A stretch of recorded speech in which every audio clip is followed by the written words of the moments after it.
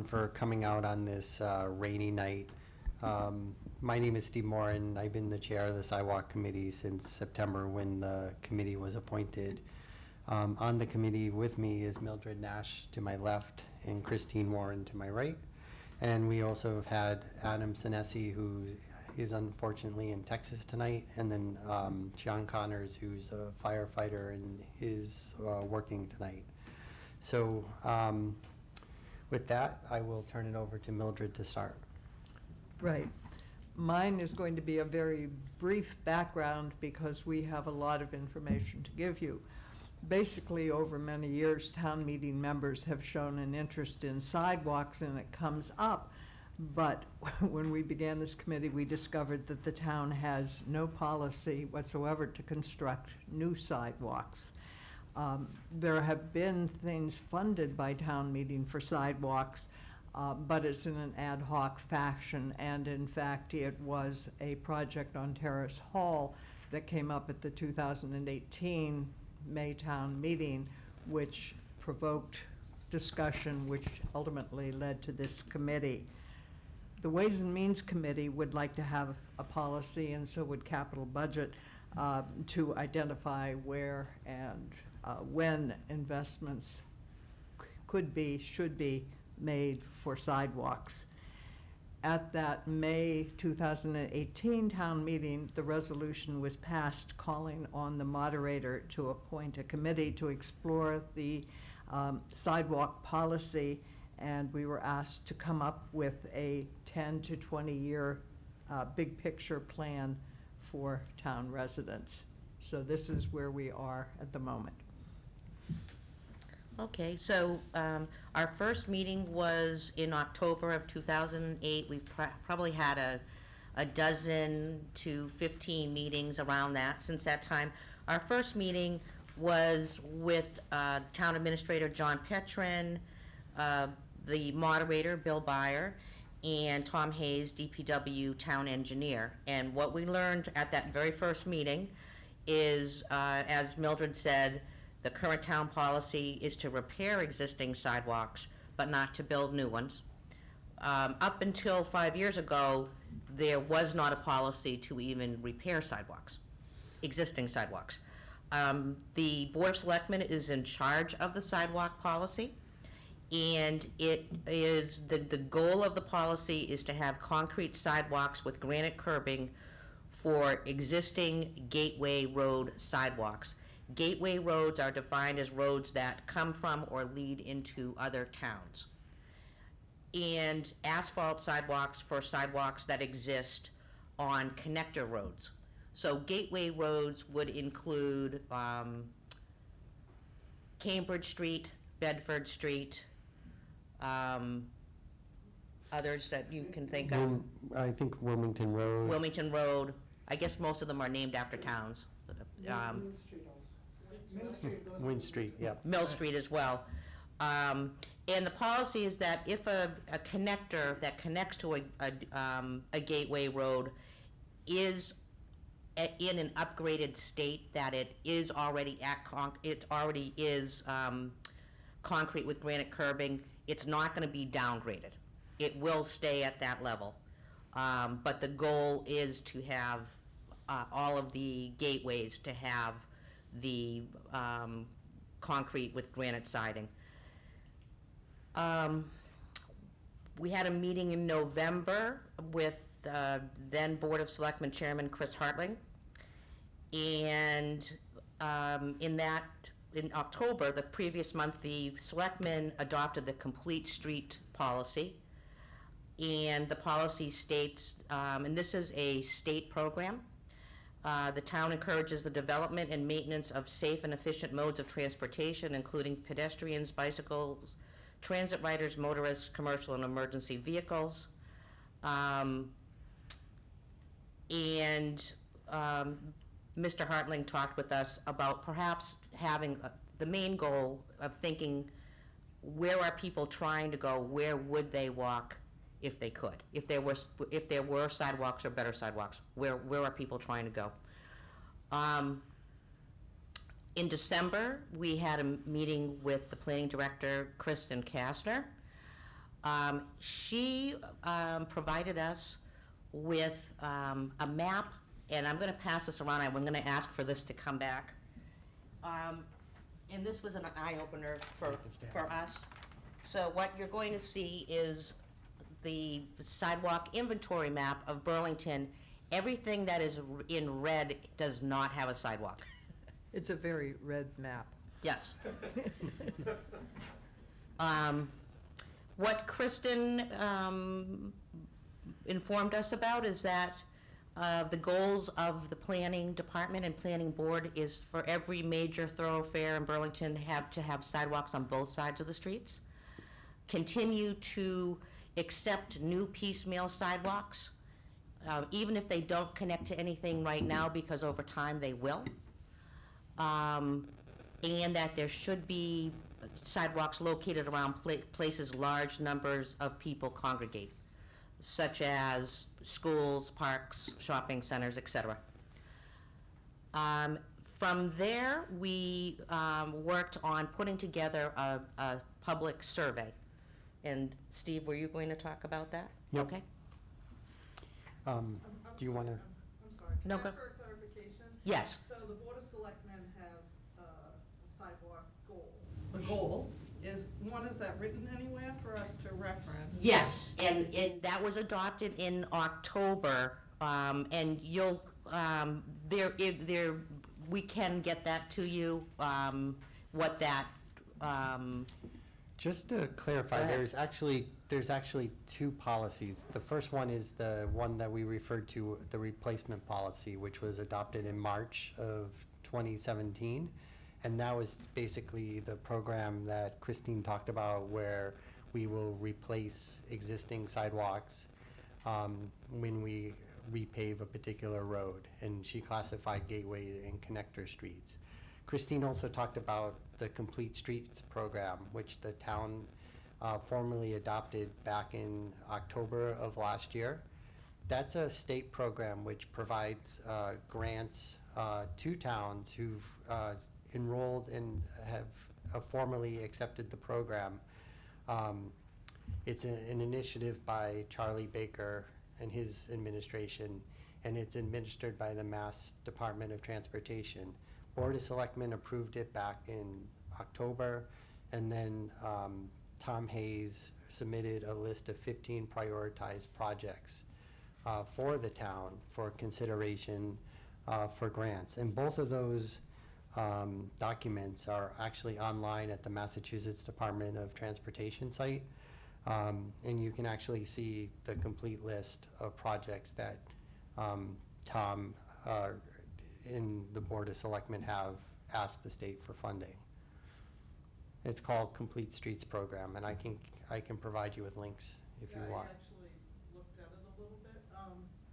But I guess I'm trying to figure out if the Board of Selectmen policy and the recommendation from the planning office are in complete alignment, or if one is more robust than the other in terms of including more sidewalk building. So the planning department has a little bit of an advantage here, because what they can do is that when a project comes before the board, they can look at the project and they have some wiggle room to ask the proponents of that project to actually do some site modifications.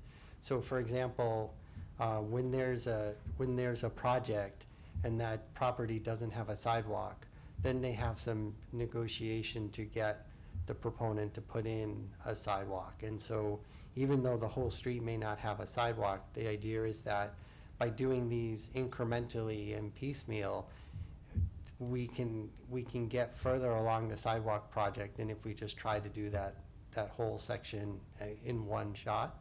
And so, like for example, the new fire station down on Terrace Hall, you'll see that facility has a sidewalk, and it was put in as part of that project. And there's been other places as well where they've negotiated new sidewalks to come in. And so over the course of 10 to 15 years, they've had a tremendous success of getting proponents to put in sidewalks where they may not necessarily have. And there's been places where they've also proponents have put in sidewalks in places that aren't related to their official sites. And so it's not ideal because it's not a complete street, but it's better than not having sidewalks at all. And if I may add, also, Kristen Kasner let us know that with any new residential subdivision, it's a condition now of the planning board to put in sidewalks on both sides of the street. Often what they see is that the developer would rather put the sidewalk on one side of the street and then contribute funding to put a sidewalk somewhere else in town that needs it. And so once in a while, you do see sidewalks cropping up that you don't really know how that happened, and that's how that happens. But that's only for subdivisions, for residential subdivisions, not individual lots? Right. Yes, it is not that does not come before the planning board. I think, Pat, your question still has not been answered. The two policies from the selectmen who have the authorization for the town investments in sidewalk is clear, and that's the one that town meeting members can talk about. There is, however, no real policy that other than the ones described for each individual discussion that the planning board has, and can't really do very much more other than the 20-year plan policy, which is a much broader statement of goals rather than a policy on a year-by-year exercise. So there is differences between the two, but now they are at least aware of them, and for many years, they have not been each aware of what their responsibilities were. It's now in writing. It used to be just, we think this is what we should be doing. And the idea behind this committee is to actually put together a recommendation for a policy that the selectmen can adopt for the construction of new sidewalks. So It fits the 20-year plan, that fits the 10 to 20-year plan. which would be a step in the right direction. That's right. The thing that the reason that there was a pushback on town meeting floor wasn't the fact that the town meeting members didn't want to fund the sidewalks, because what's been happening is that sidewalk requests have been coming into town meeting in sort of an ad hoc fashion, and what the financial boards wanted to see was a bit more of a prioritized list, and so that way they can gauge the funding over a longer period of time rather than on a yearly basis having a warrant article for 50,000 come in, and then all of a sudden on town meeting floor it gets doubled, and then the Terrace Hall petition that came in the May 2018 meeting that sort of just came in sort of out of the blue. They'd rather have some kind of forecast of capital outlay, so that way they know what kinds of expenses are coming. It's something that the town does religiously for things like building replacements, and so there's a list of buildings that the town needs to rebuild over a period of time, and we have a schedule, and it's constantly being reevaluated. It's similar to repavement of streets, which is evaluated over each winter, and they have a list of streets that they keep an eye on and build the schedule over time. And so what they wanted to see from us was a policy, so that way they could build something related, something similar for sidewalks, and so they would know a potential type of schedule that they could apply. So the funding for the sidewalks within the town wholly comes from town budget, is that correct? Or does the state subsidize anything for that? So right now, the majority of the funding for town sidewalks would come from the town itself. The caveats to that would be Cambridge Street, because Cambridge Street is administered by the Massachusetts Department of Transportation. So new sidewalks on that street would be solely responsible by the Massachusetts DOT. We've been looking in in sort of the research that we've been doing, there's at least 2 additional programs, one of which we started to talk about, which was Charlie Baker's, or Governor Baker's Complete Streets program, which provides towns particular grants for different types of projects. And there's a prioritized list of 15 different projects that the town has submitted for. We're in the program. Our list has been approved. So it's up to Massachusetts DOT to be able to award some of those grants. And the Massachusetts DOT site, which talks about the Complete Streets program, has a list of projects that they've provided to other towns. And typically, they fall somewhere within the $250,000 to $400,000 range. But that's, you can take a look at the website and see the types of projects they do. Is this a cost-share program, or is this on a 50-50 basis, or is it It's 100% state. 100, okay, That's my impression. with the limitation up to 400,000, you said? What I'm saying is that I don't know if there's a formal limitation, but the awards that they've given out have typically fallen between that range. Which is about the same size that they have in other programs. So the question there comes, and Tom is probably the best person to answer it, is how many feet of sidewalk are you gonna get for 400,000, which is not a whole lot. So $100 per foot, so 400,000, you can do the division. It's not a lot. Sidewalks are unfortunately very expensive. So was it 4,000? 4,000 feet. 4,000 linear feet, or just slightly less than a mile. Okay. The other program, which we haven't talked about, is the Safe Routes to Schools program, which is a federally funded program, whose sole purpose is to encourage what they call active commuting to school, whether it's by bikes or whether it's by walking. It's a federally funded program, and it's for grades kindergarten through 8th grade, so it would be applicable for elementary and middle school. The schools would have to elect to join the program. Burlington is not part of this program. And what ends up happening is that there's 2 types of programs. They call them the 6 E's, but basically one part of it is policy. So they want to encourage people or kids who live close to commute to school either by bike or by walking. And then they have programs for enforcement, programs for encouragement, education about the process, etc. The second side of it is actually grants to improve the infrastructure around schools to enable that type of commuting to take place. And so this is also administered by the state, but there's an engineering component to this where towns have gotten grants to build infrastructure to help kids commute actively to school. And there's a list of programs or grants that have been allocated to particular towns who are part of this program. For example, I believe Amherst got a grant for one of their elementary schools. So it's another avenue that we could look into. And so we've recommended that the school department take a look at the potential for joining the program and seeing if there's ways that they could take advantage of that. And if I could add just one thing, in that particular program, one of the towns that took advantage of it was Bedford, and the Mudge Way infrastructure there was a part of the Safe Streets.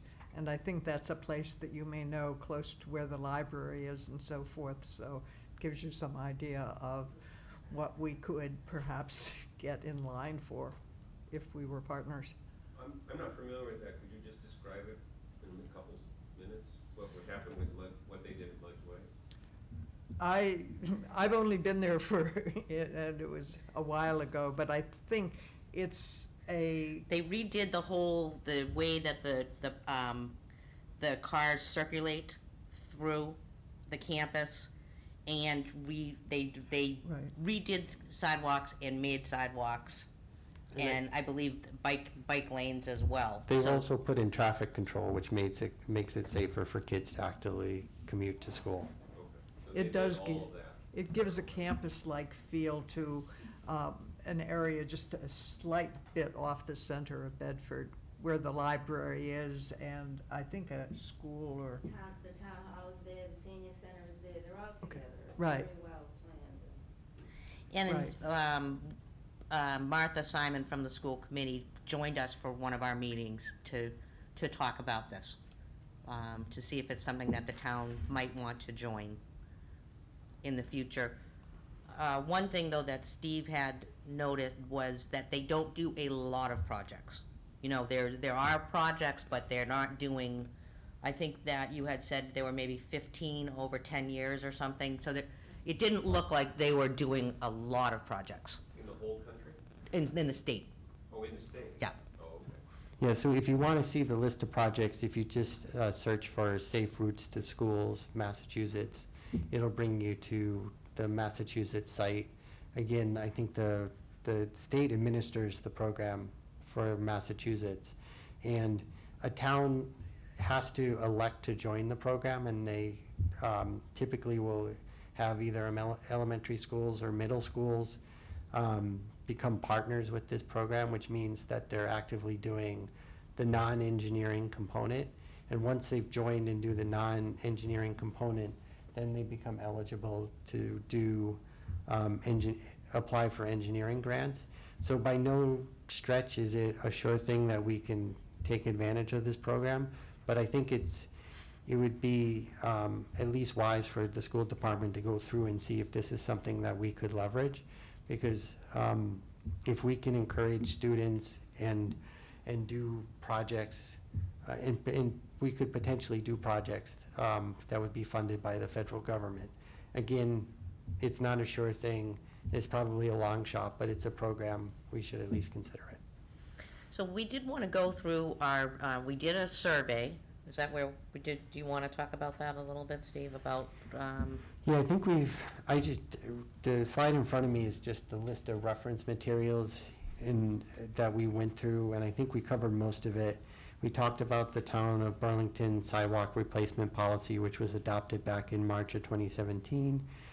We talked about the sidewalk inventory, which we passed around, which showed the lack of coverage of sidewalks in a vast majority of the town. We talked about the Complete Streets program, the town of Burlington policy, which was adopted by the selectmen, and then a prioritization plan, which was submitted in December back in 2018. We talked about the Safe Routes to Schools, and then we talked about the master plan. We have, I think, one more program that we need to look at, which I believe is called Vision Zero, but I don't have further information on that right now. But that's something that we need to go take a look at. And so I'll let Christine talk about the survey that we did. Okay. So what we did is we thought we would keep the survey just with one question and with a lot of open space for comments. So the wording of the survey basically was, are you aware of any streets in Burlington that impact a large number of people that need sidewalks to improve public safety? One question. And then, if yes, please name the street or streets and describe the current public safety issues that would be alleviated if sidewalks were in place, and other comments. We had both a hard copy form that we had at the library. We didn't get a lot of responses to that. Where the responses came were when Adam announced it on the Burlington Residents Network Facebook page, as well as the Burlington Parents Network page. That's where the majority of the responses came, and we have a total of 206 responses or thereabouts, maybe a little more with the hard copy ones. We also included a bunch of emails that we've gotten throughout the course of the year from people within town who had questions about what the sidewalk committee was doing. We had a few folks who also dropped into our meetings to express their concerns about particular areas of town, and we've been working with them on various different things, and we've included those within the survey results as well. I think one of the things that came out of the survey, and what I want to stress is that this survey was not scientific in the sense that it totally represents what the town wants. It represents the requests for the people who took the time to answer the survey. But again, we did get about 210 responses to the survey. We had about a 10% response rate where people flat out said no, there was no safety issues with the sidewalks, and we didn't need any investments within town. And we had, and there were no comments typically on a no answer, except for one individual who wanted to stress that one particular street in town didn't need sidewalks, and that's why he said no. He felt he was very strongly against him on that particular street. But in reading through the survey results, people took a lot of energy and time to provide their thoughts and feedback about sidewalks, and named a large number of streets that they felt either had sidewalks that needed replacements or wanted to build out new sidewalks. Oh, thanks.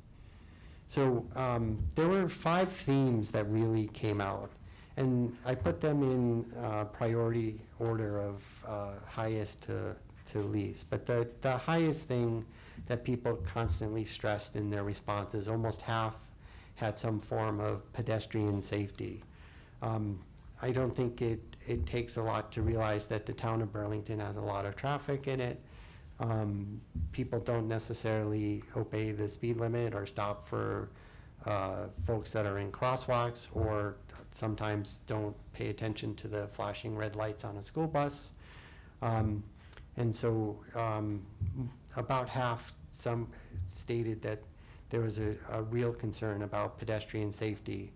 In conjunction with that, what about a quarter of people mentioned is that they really wanted to have places where people could, or their children could wait for buses in a safe and secure way. And so there were several places that were mentioned that were particularly tough for bus stops.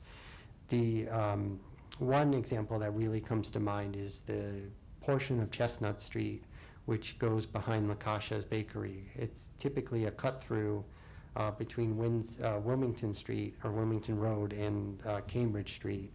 And there's a street that comes onto it, Alma Road, where the whole street sort of congregates and waits for the bus. And because there's no particular sidewalks on that street, it's kind of dangerous for kids, especially as people are trying to cut through that road to get to Cambridge Street. And then also there's a bus depot.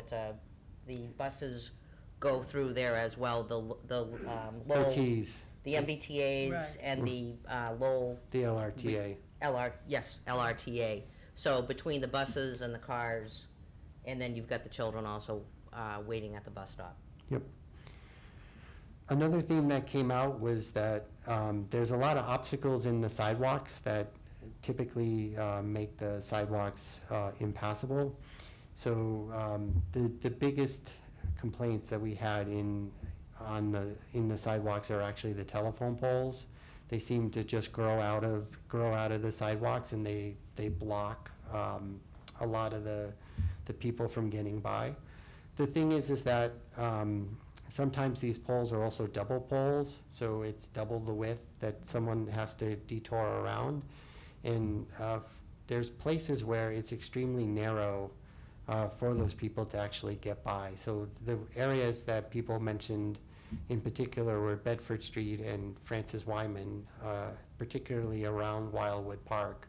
is that you would basically have to get around the telephone poles, you have to go onto Francis Wyman. And for a pedestrian, it's dangerous enough, but for people who have a disability or people who are riding bikes and have to go down curbing, it becomes even more difficult. So the obstacles in sidewalks are a big issue. Moving them is problematic just because of the fact that there's a large number of utility companies that have to be coordinated with. And in fact, when Bedford Street was redone, the portion between Terrace Hall and Francis Wyman, some of the poles, all of the poles that were in the sidewalk still remained. But it does block ADA compliance in those areas, and it makes it tough for people with handicaps to get by. We had a few individuals who talked about the snow removal. Just as a point of history. Ernie, did you want to use the microphone? Just, no? I think you can hear me. Okay. We're also being recorded for broadcast, so. As a point of history, the issue of double poles and poles growing out of sidewalks has been ongoing as long as I can remember. And it's really up to the selectmen to make a case to the utility companies to move them. Frequently, they spend more time putting up a double pole than it would take to actually move 3 or 4. Bedford Street is particularly bad with about a dozen of them. And sometimes it can be orchestrated if you put enough pressure on the people who are supposed to be moving those poles, but I don't think we bother pushing that idea too much. What you're providing is a good mechanism for the selectmen to use with the utility people, because if it is an issue of people not being able to use it, especially those who are in need of assistance to use the sidewalks, the ADA compliance, that would be a useful cudgel for them to have in their future discussions. But I don't think it's something that is really pushed too hard. And I wanted to add that I think at times when I've watched the selectmen, when the cable companies or telephone companies come forward with something they want to do, it seems to me that the selectmen do say, what can you do about the double poles or what have you? And it feels sort of to me like our discussion that we had with the mall about sidewalks, that it tends to be, they're very large corporations with siloed departments, and they have a tendency to say, well, I'm not in charge of that. I'm not in charge of the poles. I'm in charge, so I think it's a case where some of these telephone poles were put in by utilities that don't exist anymore, or that have been consolidated into larger utility companies. I think, I'm not saying it can't be done, I'm just saying that it has to be a real concerted effort to have it take place. And having a legal premise upon which to use it, rather than just argue. The argument against it is that it's too expensive.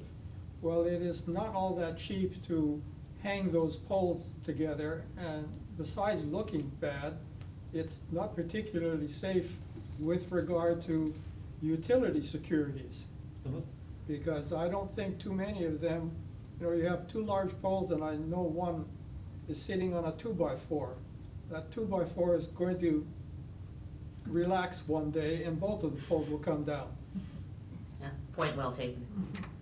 The other thing the planning department has done is prevent the installation of the new 5G repeaters or cell sites that will go in on telephone poles over the upcoming years as 5G is deployed, in the event that there is a double pole or a pole that's growing out of a sidewalk.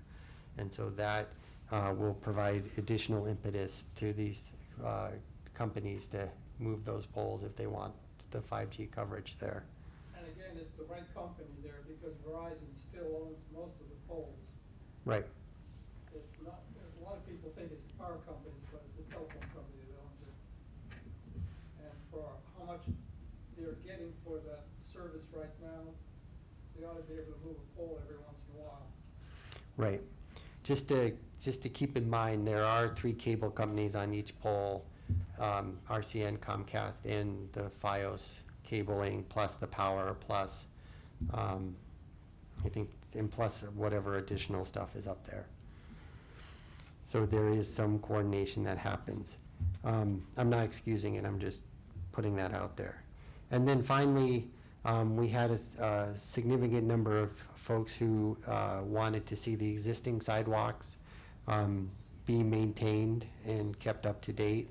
And of course, we do have the town policy, which will replace sidewalks that need replacing at the same time that the street is replaced. Christine talked about that in the beginning. That was the policy that the town approved in 2017.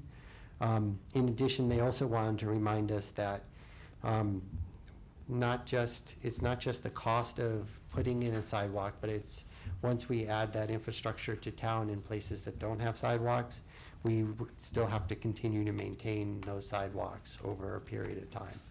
Monty? So, when doing snow removal, they have the little machine that does that. How does the machine work when there's a telephone pole on the sidewalk? Does he have to get out and go? Yeah, so around? essentially what ends up happening is that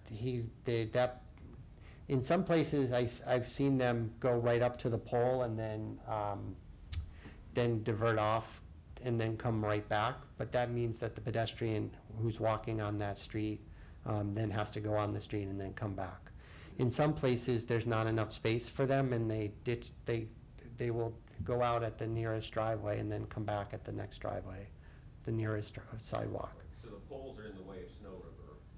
They're in the Yeah. way, and thank you for reminding me, I skipped over snow removal. Some folks wanted to, had some comments about snow removal as well. One of the things that the snow removal program is good, because at least the town will go out and try to clear out the sidewalks after a heavy snowstorm. And they do this because the type of equipment we use in town leaves a lot of heavy, wet snow on the sidewalks and in the driveways. And so having them do this is a great benefit to the town. The problem is that the removal itself doesn't necessarily get to makes the surface as clear as what we do on the streets for pavement. And so there typically can be 1/2 inch to maybe 1.5 inches of leftover snow that's on the sidewalks. And over time, that just becomes sheer ice, and it actually makes the sidewalks a little more dangerous. It would be helpful if people cleared off that remaining snow once the town did come through, but there's nothing on the books that requires them to do that. The other thing people wanted to point out is that, of course, snow removal puts snowbanks sometimes on sidewalks, which make them hard to circumnavigate around. Especially there's places where the MBTA bus stops, and there'll be a huge pile of snow, and the MBTA is gung-ho about always stopping at their stop, so you end up in a snowbank. And also, streets are very narrow, especially if there's been a lot of snow, and that just makes it a little bit more dangerous for school kids who are on a street without any sidewalks for having a safe place to stop. So we did get about 10 or 12 different comments related to snow removal as well. And then also, there were also people who remarked about streets where the sidewalk changes from side to side. Oh, yeah, thank you. So, yes, there are places where if you're walking on one street, the sidewalk at some point will cross to the other side. That requires the pedestrian to cross to the other side of the street to continue.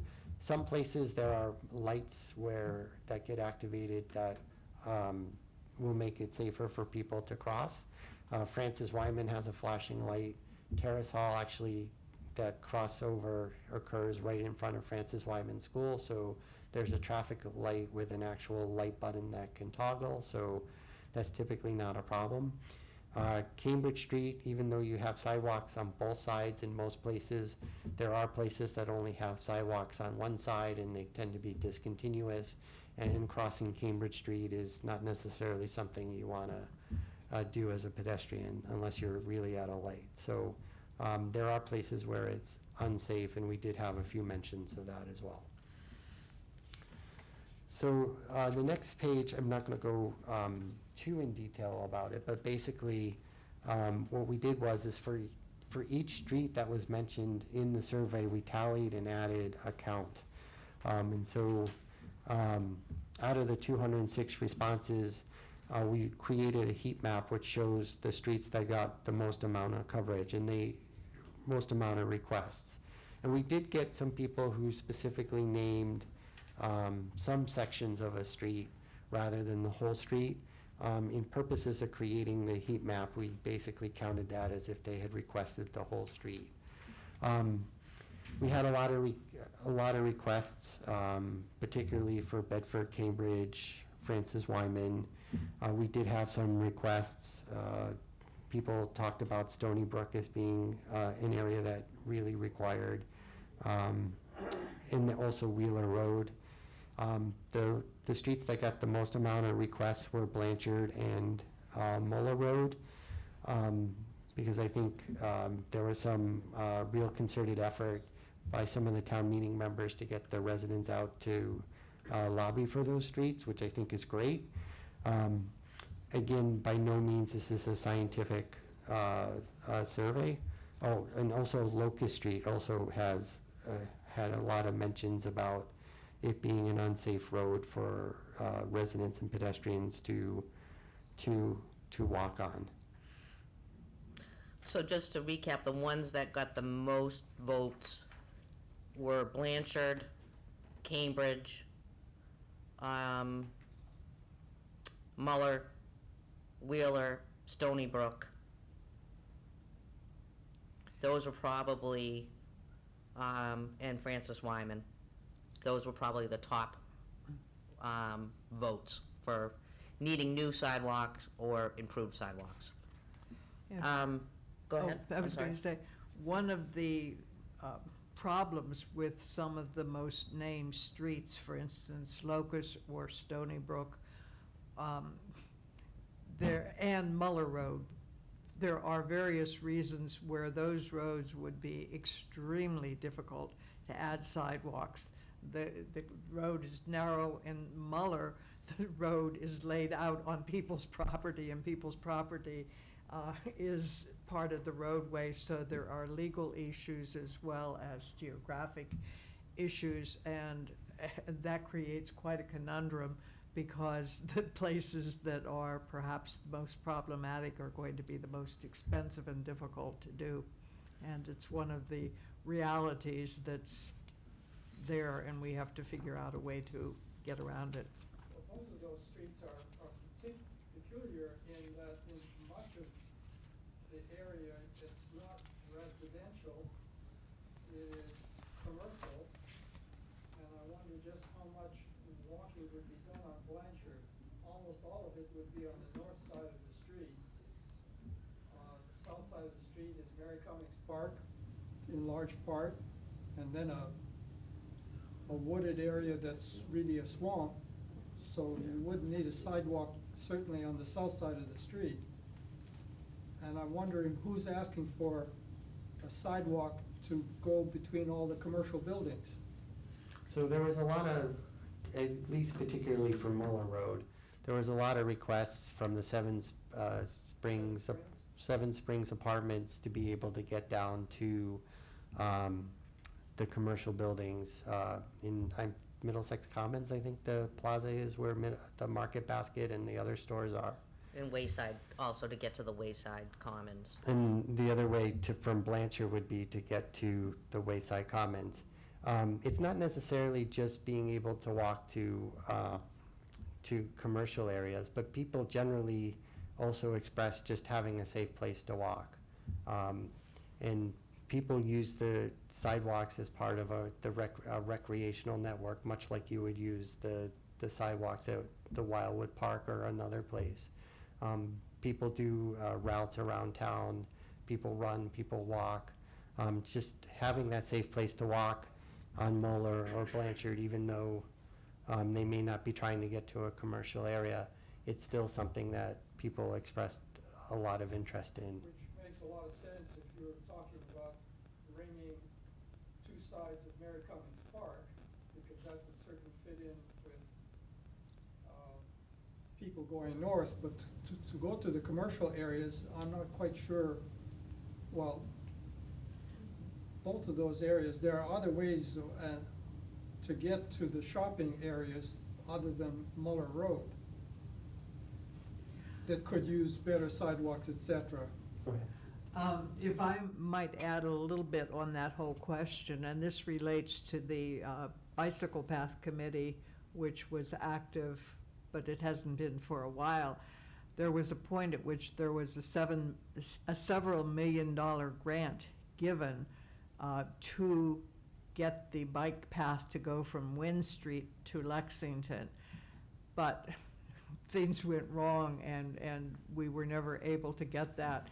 But one of the things that did take place at that time was that the Seven Springs put in a bicycle walking path that goes beautifully through that. It begins at the intersection of Muller, Wheeler, and Blanchard, and goes through lovely, lovely, comparable to Lexington, except that it isn't well traveled, which is a blessing. But the problem was that at that intersection, to get halfway up the hill where Mary Cummings is on the right, and there are the two trailers and a couple of commercials on the left, when they put in the bike path, they did not know quite how the powers that be would allow that segment between the intersection and where the bike path goes off to the left and goes up through Oracle and comes out at the intersection where LL Bean is. So they made the ending of the bike trail so that it could either cross Muller Road and go up on the Mary Cummings side, or go cross and go up the other way. But it has been discussed before, and actually that is one of the most beautiful places for sidewalks, if they're safe sidewalks, that would work for the Cummings property as well as going to commercial places, I think. Yeah, there's very little in the way of access of land. There are a lot of places where you'd like to have sidewalks, but the property owners and the easement that's available to the town just isn't enough really to do very much. It's not wide enough, or it wasn't that originally wide enough, but along Mary Cummings it would be. Right. There are surprises, I have to say, as a person on that bicycle committee, when we had gone to the the Seven Springs people we were thinking maybe to get a bike path along the edge of the property. I don't know, it would have to float on the wetlands around that area. But we were very pleasantly surprised, and they said, why don't we let it go through the property? And they built the bike path through, and it is a beautiful way to get from the intersection Muller, Blanchard, and Wheeler to H Mart. And there is a sidewalk there, and there is a bike path behind that mall. But again, when you have little bits and pieces that aren't connected, families can't take their kids because you have those limited, very dangerous parts, and it's the same problem as with the sidewalks. If everything isn't connected, the incentive to walk or to bicycle diminishes. It's certainly dim, yes. Although we have more than our share of sidewalks that starts somewhere and go nowhere. Chris, what's the school policy relative to how far kids live from the building that they have to walk, or or get? I don't know that, I honestly don't know that answer. I don't know. Does anybody else know? My understanding, Do you want to go, Monty? Do you know the policy? I'm pretty sure that they will pick up anyone, anywhere. That's what I was going to say. That's not what I wanna know. I wanna know, there's no restrictions then, if you live half a mile from a school, you have to walk? or- No. If you live half a mile from a school, you can get picked up by the bus if you want. Everyone does. Everyone has a seat on the bus. Everyone has a seat on the bus, okay. Yeah. So I live off of Peach Orchard, and I see a lot, and Pat does too, but Pat's gainfully employed. And so, I see a lot of kids walking home from Marshall, or whatnot, and that's not concrete with a granite curb sidewalk, and those cars really move along. But more than that, when you come near the school, the sign says 20 miles per hour from 1 to 3 or 9 to, whatever it is, never enforced. Nobody pays any attention. And of course, you come down to the traffic light at the intersection of Peach Orchard and Wynn Street. So the point I'm trying to make is, we have some established rules and regulations relative to sidewalk or safety or speed. It doesn't get enforced, it's like waving in the wind. Mhm. All right, so I would love to see, and I don't know if Peach Orchard is considered a gateway because it does connect to Pearl Street and Woburn. But a lot of people walk their dogs, people with baby carriages, runners. You see them all the time, and yet they're not safe sidewalks that are, or at least one down the side of the road, so. I can't Just putting in a pitch for it. I think that's a problem on most schools, not just necessarily that particular intersection, but it's made tougher there because you have the two schools just across the street from one another. No, I'm talking about just the speed limit on Peach Orchard, I'm not talking. Oh, about on not the street. Wynn Street. Yeah. No, they have 3 crossing guards there that help. I do, that flow. I can say, based on that prioritization for the complete streets, that the Peach Orchard sidewalk or street itself was the #1 priority that the town had specified. So I do know that that doesn't necessarily mean we would get a grant there, but at least it's definitely aware by the town, so that's a good thing. I was just going to, go ahead, Monty. I don't know where exactly fits in this, but I just wanted to point out that there is also a debate about the quality of sidewalks, and that there are people who believe that these crummy little pavement sidewalks that look nice for a year or two and then gradually break up and become really inadequate are good enough. And if you took those out and said those are pretty marginal as sidewalks, we'd have a lot fewer sidewalks in the community. So, if you look at these maps, a whole lot of the sidewalks are inadequate in that way as well. So I don't know where that fits in with maintenance or what, but the bituminous stuff is pretty crummy walking areas. And when we look at this pie chart, there were people who responded who said that in some, on some streets, the existing sidewalks are in such bad shape that they're a public safety hazard, whether it's cracks on the sidewalks, potholes, crumbling, uneven. In some cases, the sidewalk is sort of sloping into the road. So we did get that. So we look at percentage-wise, in terms of all the responses we got, 64% of the people said new sidewalks are needed. 25% said of the sidewalks that there are sidewalks that exist that need improvements. And then there was a percentage of people who said that both were needed, new and improved existing sidewalks. And then we had, you said about 10%, I have about 7% who said, no, the sidewalks are fine the way that they are. Which is actually a good, in my mind, is a good result of a survey, because it shows you're not just preaching to the choir, that you're getting a cross-section. And that's just kind of a snapshot of the results. Just before you People- go on to the Yes. notable quotes, from a cost perspective, the bituminous sidewalks cost about 1/3 of what the concrete sidewalks do, but they last only for 1/3 of the time. So It's a trade-off. it's a trade-off, right? The other portion of it is that the town does have some equipment which they use for the maintenance of the bituminous sidewalks. And so if there are areas that are particularly notable that are bituminous that need repair, then those should be brought forth to the DPW because they can address it. Monty?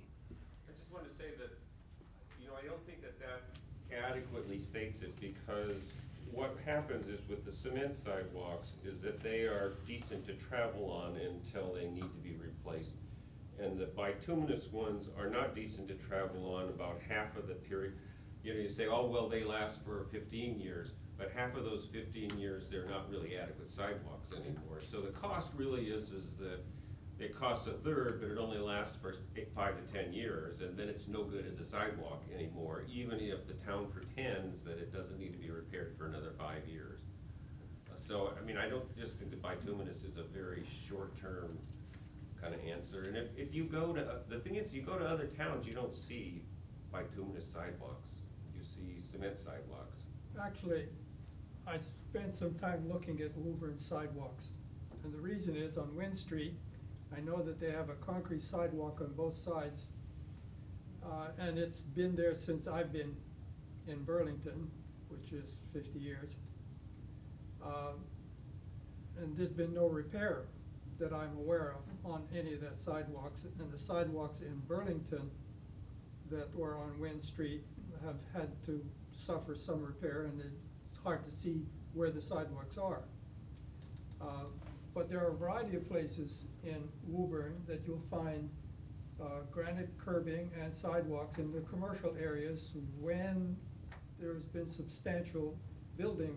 But when you go through a variety of streets, you'll find them sidewalks on one side, and you'll find bituminous, you'll find granite curbing and bituminous. Every arrangement that you'd like has been experimented with. We're not the only ones. And I know the street, Route 62 through Bedford also has the bituminous sidewalks. I don't know what kind of curbing they have. I would think it's granite, but we're definitely not the only ones. But you're saying, Monty, that you think that it should just all be concrete with granite? You think that that is what the policy should be? I just think that it's misleading to say that the bituminous lasts for 1/3 of the time of the Okay. granite, because it's in inadequate condition for a large part of the time when it's still technically okay. Okay. When the bituminous falls apart, it really goes completely bad. Whereas with a cement sidewalk, or concrete sidewalk, it might have a crack in it or something like that. But once the bituminous sidewalk reaches a certain point, it may fit into the time period where it's okay as a sidewalk according to the town, but it isn't really an adequate sidewalk anymore. It's all beat up, it slopes into the street, etc. It has all of these problems with it. And so I think it's misleading to say it costs a third and it lasts a third along the time, because it doesn't really last a third along. It falls apart. Okay. So you're saying that the cost benefit is not, it's not one for one in terms of You might- savings and life? You I might don't get think lucky so. sometimes, you might not. That's my little anecdote about the path of Wildwood. Bituminous is a plastic material. It also, over time, suffers from sun damage on the surface. It will crumble. And it will crumble to the point where people won't want to walk on it or ride a bike or whatever they're going to do. It'll do so much more rapidly than a concrete sidewalk, but concrete is not necessarily immune to difficulty as well. Salt on concrete doesn't really mix too well. It can easily end up being an expensive proposition, as everybody who knows has used Bedford Street, because the materials that you use and how you install it have an enormous impact on how long it's going to live. And you can get a good looking project for a little bit, and it will deteriorate relatively rapidly with either material. Yeah, there was a section of Bedford Street that had to be redone within like 8 months. It had rapidly deteriorated over the winter. So I'm just going to go quickly. So people put, as Steve said, a lot of time and energy into their responses. We had a lot of quotes, a lot of things we thought that people said that were brilliant and brilliant ideas. We did take, what we chose were 3 quotes that we thought kind of summed it all up, and I'm going to read them. First one, in general, the sidewalks in Burlington are terrible. As a runner, I rarely run in Burlington for this reason. Either they are non-existent, most of the town, they are in extremely poor condition, 3A, much of Francis Wyman, or they are only on one side of the street, requiring multiple road crossings along the same street just to stay on the sidewalk, the entire length of Route 62. Another person said, many side roads are walkable even without sidewalks, but would be nice to have them where feasible. With the buildup of the town common area, there definitely needs to be new/better sidewalks, as well as more opportunities to safely cross the street. I realize that some roads like Cambridge Street are state roads, but that can't be an excuse to do nothing. And the last one that we put in here, the design of our town discourages people from walking and biking, which are both activities that would help alleviate traffic and improve overall health. Burlington should look into programs such as Complete Streets, Safe Routes to School, and Vision Zero. Myrna? Well stated. From the people, yes. Yeah. My question is, how much of your research went beyond maybe Woburn or Bedford, you know, in terms of policy, what other towns have regarding, you know, the sidewalk policy, when and where it has to be built and what kind? Did you do that? Did you have a chance? You would like to answer, I'll answer? We spent most of our time looking at the Burlington policy and what we could do internally to help our town meetings specifically look outside of it. I was going to say too that we're very focused on Burlington, and this has been an issue that's been brewing for 70 years. And we're trying to play catch up, basically. So we were really focused on Burlington. I think it's a good idea to look at what other towns are doing, but we sort of looked at it as Burlington as the center of the universe, and what would we do to improve the sidewalks? Yes, Ram? Yeah, how long is your committee chartered for? Is it a time limit? And So- will you come up with something? We were charted for a year, and we'll be wrapping up with our recommendations in September.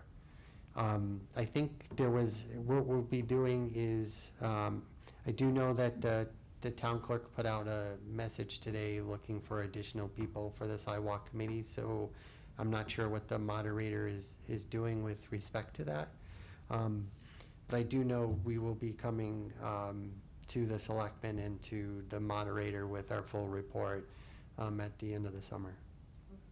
And we will recommend will recommend that it become a standing committee. Good. That we think that we need it to be a permanent committee to really get some traction on this over time.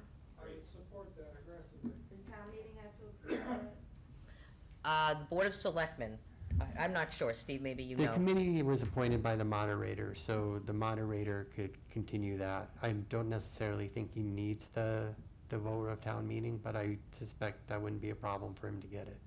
Well, although I mentioned looking at other towns, I do want to say you people have done a phenomenal job in presenting this and doing all your homework, and it covers most everything, so personally and on behalf of Precinct 2, thank you very much. Oh, thank you. Thank you for the Thank you. feedback.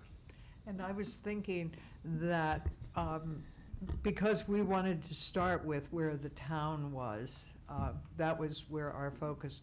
But when Ernie was mentioning the polls, I thought if there is an ongoing committee, that would be the time when you, at other towns where you see the polls are not there and you begin to compare towns. With the limited time we had to choose our focus, and the recommendations in September, if they include this should be a permanent committee, that would be the group that would have the time to do that. And that provides you the opportunity to not usurp, but add to the authority of the selectmen in making any discussions with Verizon and anybody else. Exactly. If by not doing that, I think that town meeting is abdicating some of its potential authority in such planning, long-term planning matters. It takes time and effort to do so, but it's the appropriate thing to do. Right.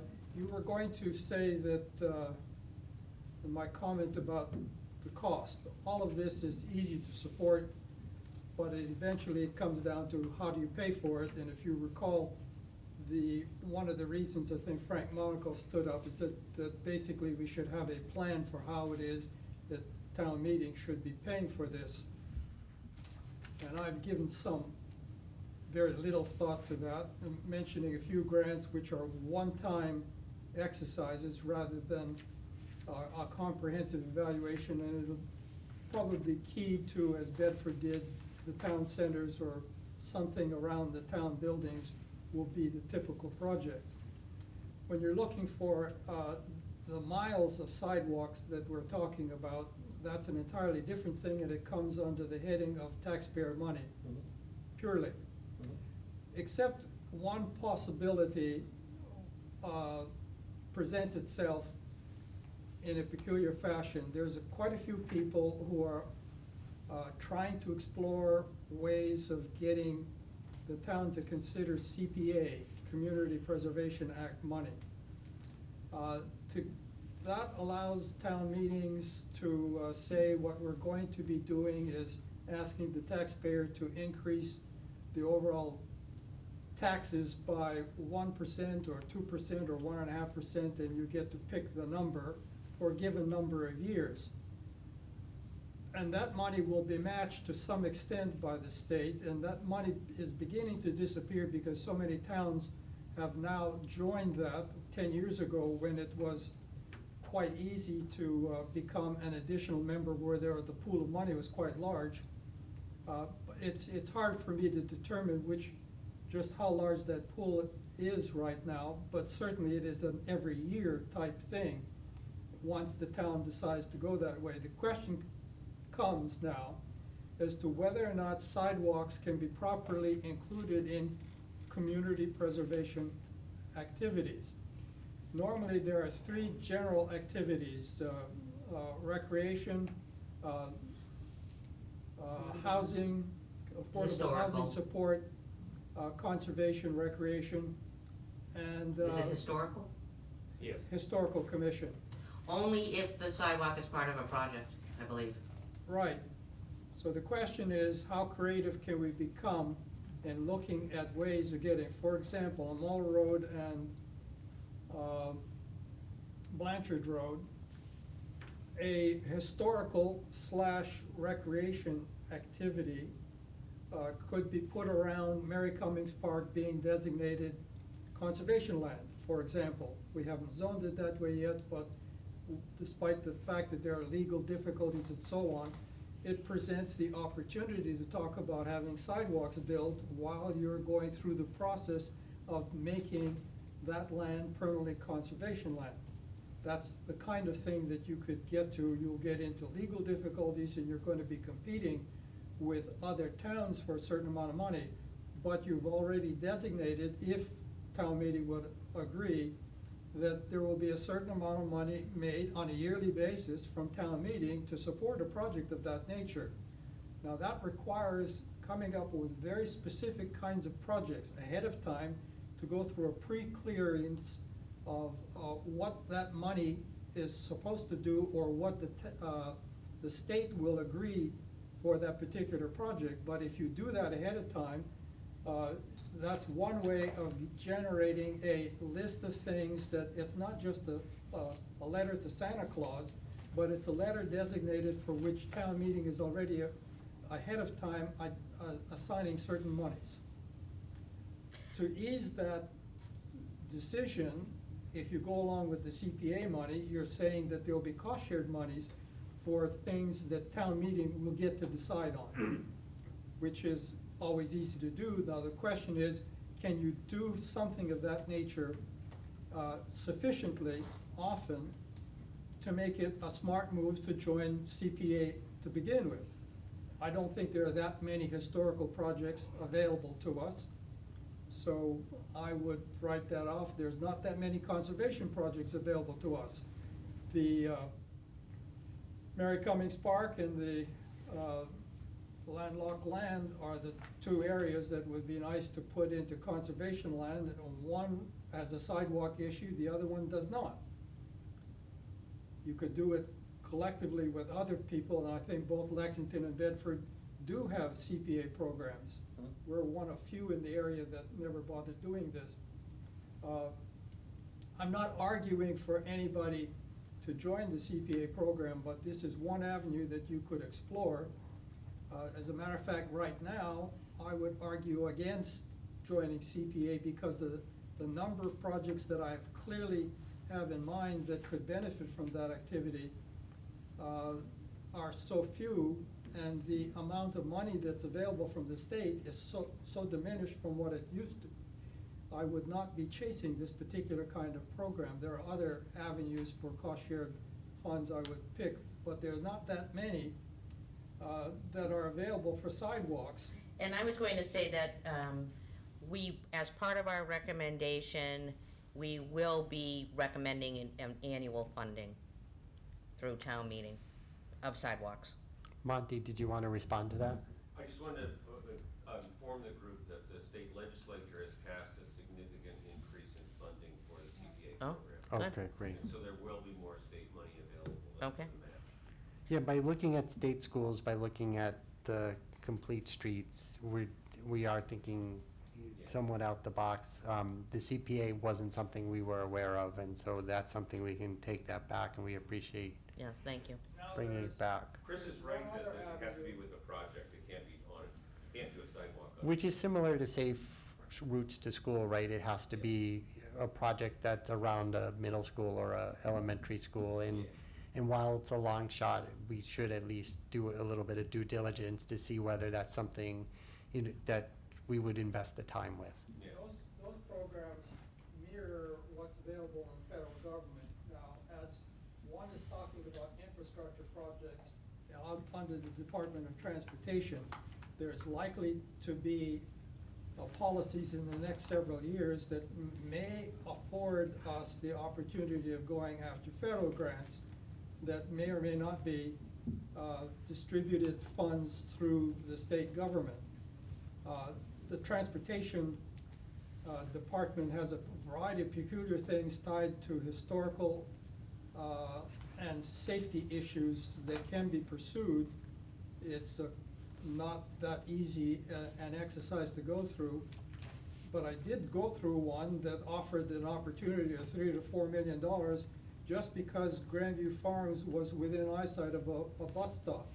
And it cleared all the rules and regulations to be able to be funded. But we lacked the will to say yes in that particular case. That kind of thing is still there. There are a variety of opportunities to pursue, but it requires almost a legal evaluation of what the rules are today compared to what they may have been just 2 or 3 years ago. You have to review the process to see whether or not you have a shot at wasting the ink to paper to go after that kind of money.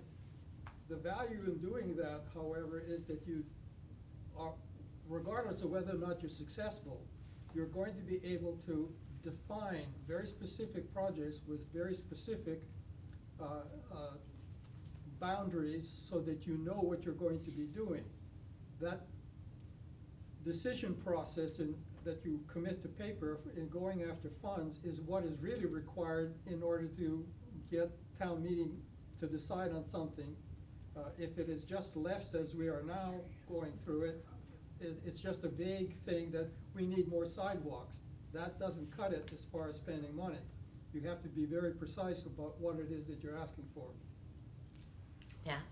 Hi, thank you. Thank you for your work. It's really impressive, and collecting all that data can't be easy. A question about the mandate of the committee. Is it really to recommend to the Board of Selectmen a prioritization, or to the town meeting a prioritization of which streets should be taken care of first? And then I have a follow-up.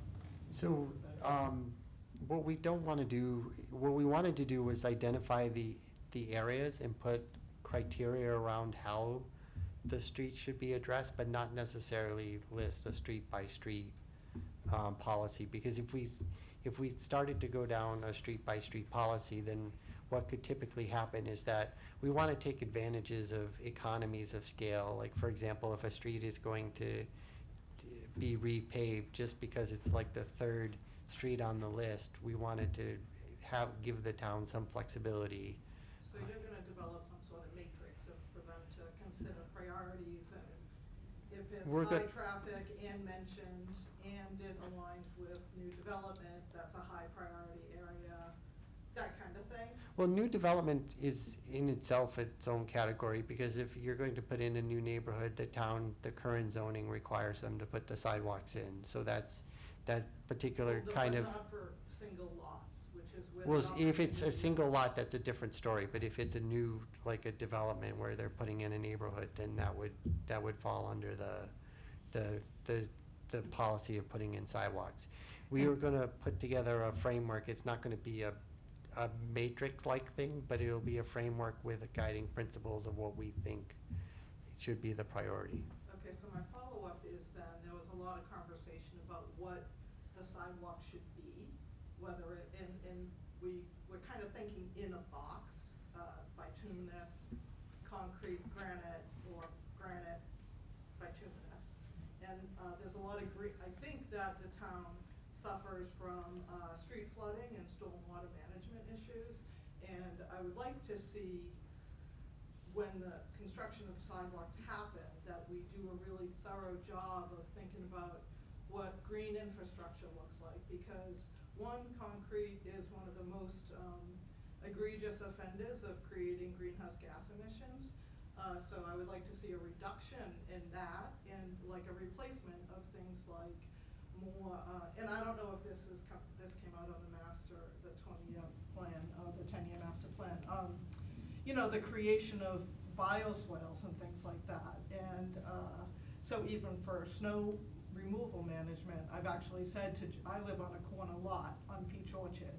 And I've said to John Sanchez, I said, you're welcome to, they piled the snow there, and they piled the snow on the other side on Lieutenant Litchfield. And the people coming out of Litchfield, it's like a death trap. Like, they're gunning it and hoping that nobody's coming either way. And so I said, John, you can dump the snow on my property, because I'd rather not see an accident there. But I'm like, there might be public-private partnerships to create bioswales where the snow gets dumped, and then it's naturally filtering, and we're preventing all kinds. So there's just, I think there's a deeper dive into what our sidewalks can do aside from recreational and safety. And I'd love to see that be a recommendation when we go to create these sidewalks. And then just a point about the obstruction, and I have, you know, with the utility poles, I don't know who's liable in that instance. Is the municipality liable for not complying with ADA, or is it the companies that have the pole? And I would ask Municipalities town. don't have anything to do with the poles. The company that owns the poles has, But the fact that we let them place them there well, is the it's question. it's a utility, and this is the way that we did it 50 years ago, and they're sitting there, and that's their policy. You can plead with them and you can beg them to change it, but it is only when they decide to put in the time and effort to replace the poles that it occurs. We cannot do it ourselves. But From a liability standpoint. this is not utilities' land, right?